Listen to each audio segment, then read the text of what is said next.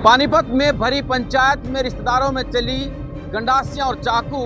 एक दूसरे के खून के प्यासे हुए रिश्तेदार तो लहूलुहान हालत में पहुंचे अस्पताल।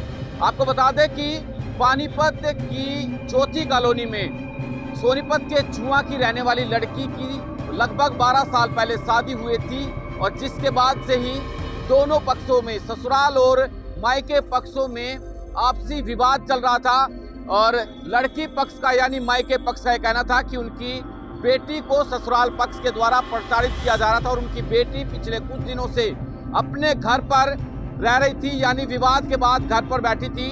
तो कुछ इस मामले को सुलझाने के लिए पंचायत जो है ज्योति कॉलोनी के अंदर रखी और मायके पक्ष के कुछ लोग, लगभग 1 दर्जन के आसपास लोग जो हैं कई गाड़ियों में भर करके जैसे ही ज्योति कॉलोनी में पहुंचे तो आरोप है कि ससुराल पक्ष की तरफ से उनके ऊपर हमला कर दिया गया, जिसके बाद लगभग 4 से 5 लोग जो हैं मायके पक्ष के लहूलुहान हालत में सिविल अस्पताल में इलाज करवाने गए।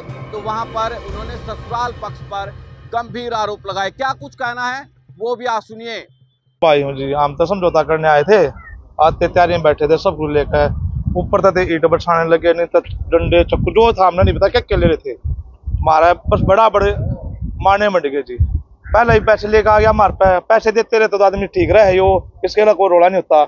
नहीं पैसे देते तो रोला रहा है।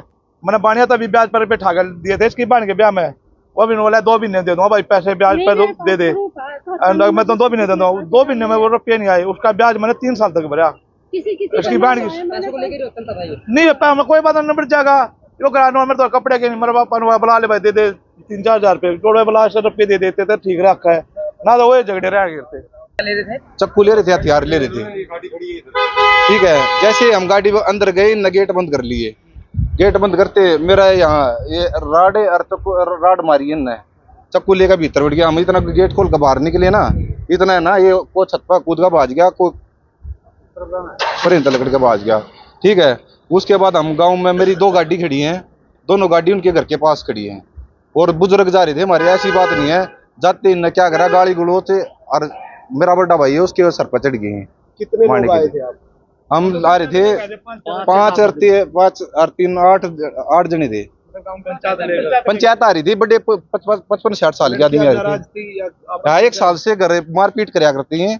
1 साल से हम गया घर बैठे थे, मकान लेके चले जाए। हम पंचायत के थ्रू आए थे, पंचायत लेके आए थे यहाँ पे, ठीक है।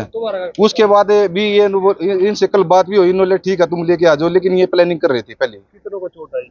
चोट आ रही है 3-4 जने का, एक का मेडिकल नहीं बनाया इन्होंने। 19 जून को आई थी मैं, मेरे को मारपीट का भेजा था इन्होंने।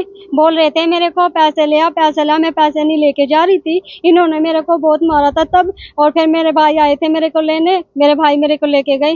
गिनती पे बहुत सारे निशान थे। और अब मैं कहने आई, मतलब समझौता 20 बार मैंने फोन किया, रोज फोन करती थी मैं डेली, मैं कोई ना समझौता हो जाएगा। इन्होंने समझौता नहीं किया और आज हम पंचायत लेके आए ना, आज हमारे घर वालों को सबको मार के बहुत बुरा हाल बांध दिया इन्होंने। तो आज भी बातचीत करने आए थे? आज बातचीत करने आए थे हम। कितने साल हो गए शादी को? मेरी शादी को 12 साल हो गए हैं और 12 साल में बोले 6 साल तक इसको तंग नहीं रखेंगे, क्योंकि तो उसके बाद तंग रखेंगे।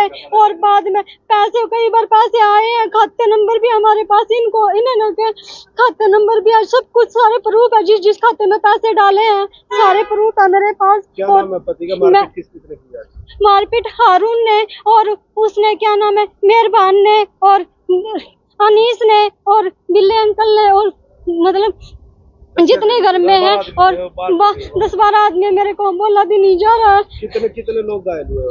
हाँ, हमारे लोग 3-4 घायल हुए हैं। पहले रात को फोन किया, रात भी बहुत गाली गलौज कर रहा था और बोले आ जाना, तुम्हारी मतलब ऐसी गंदी बहुत सारी गालियां दे रहे थे ये। और मेरे पर इल्जाम लगाते हैं, अब तो किसी से बात करती है वो करती है, क्या पता क्या गंदी इल्जाम लगाते हैं ये।